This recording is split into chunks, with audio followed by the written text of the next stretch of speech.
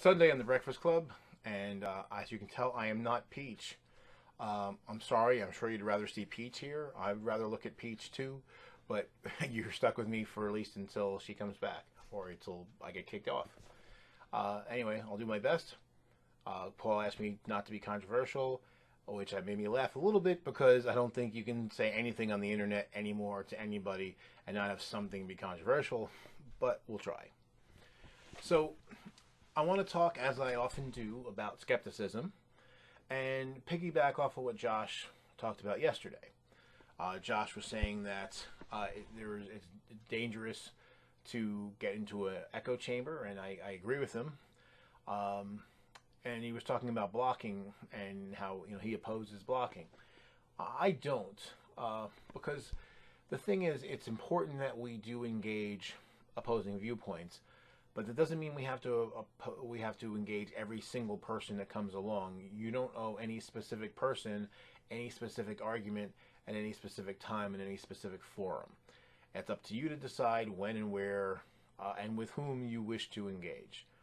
So if they are not engaging you in a way that you think is honest, or if they're being hostile or abusive and you don't want to be part of it, by all means, exit that, and if you have to, go ahead and block them. I block people all the time. I joke that I am Count Blockula, and sometimes people block me for the same reasons. They feel I'm being a little over the top or aggressive or whatever, and that's their prerogative. I don't really get upset about that. If there's somebody whose opinion I respect, I might be a little sad because I feel maybe I insulted them or hurt their feelings, and they want to get away from me, and that's disappointing.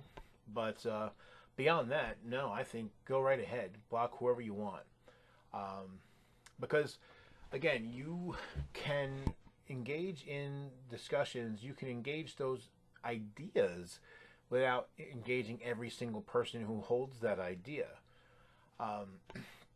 And also too, sometimes people, we have engaged that argument before and we're just tired of it.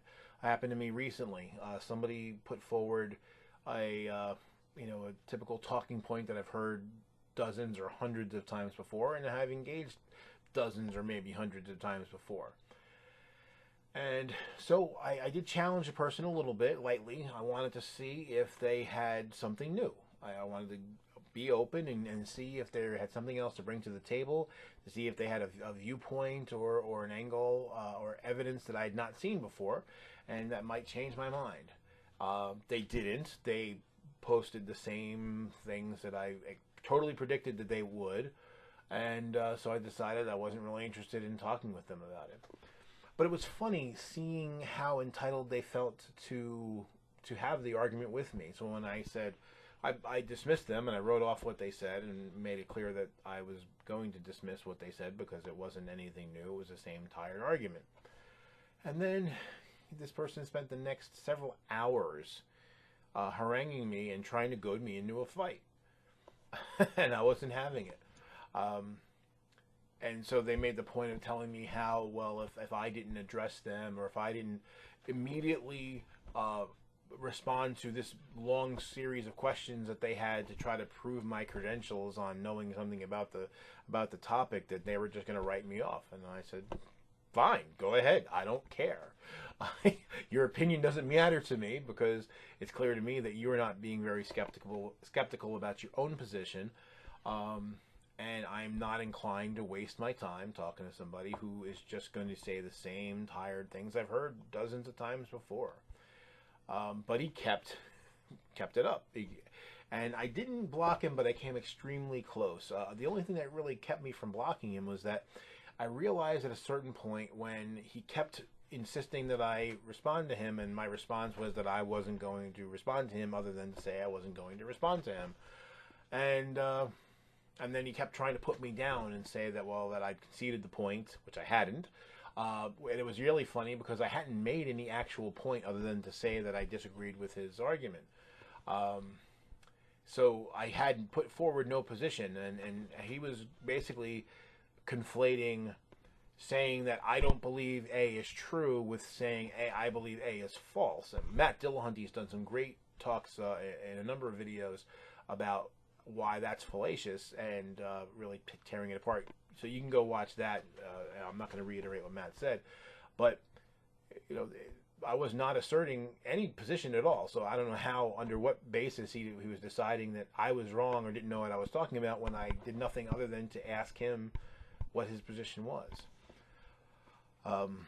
That is something that I will say that does frustrate me, and sometimes will get me to yell and scream a bit, is if somebody takes a very strong position, and if I challenge their position, and they're not able to articulate a response, but they claim that they can.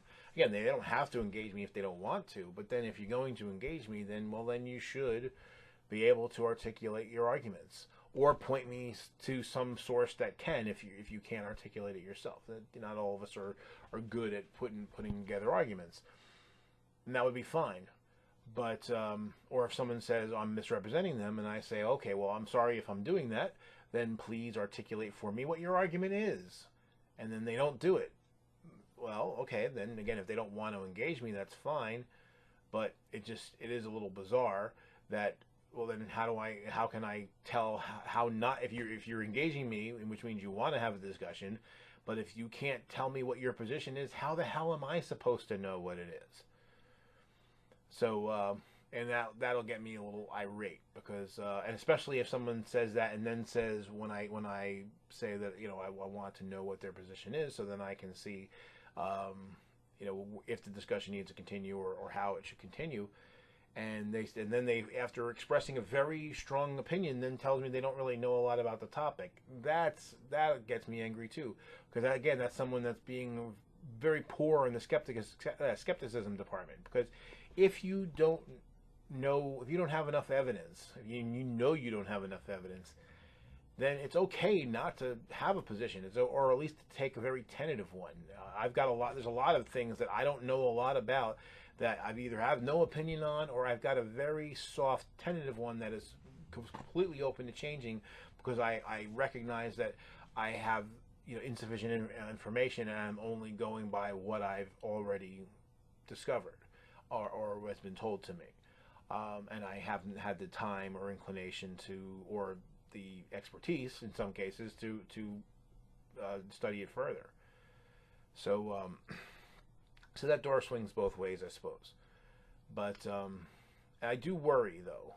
To Josh's point, I do worry, because I've seen such a lack of skepticism across the board with most people. A lot of people who I respected as skeptics, and then I really kind of lost a lot of respect, because they could not or would not defend their position, but they held it really strongly, and would accept things that were patently false, or were not willing to listen to the counters when they said they wanted to engage. Again, you don't have to engage, but if you do, you should do it honestly and openly. So that's my take on it. I'm not sure when Peach will be back, so you may be seeing her next time. You may see me, whichever the case. But if I'm back, then I guess I'll see you next time, or you'll see me. Take care.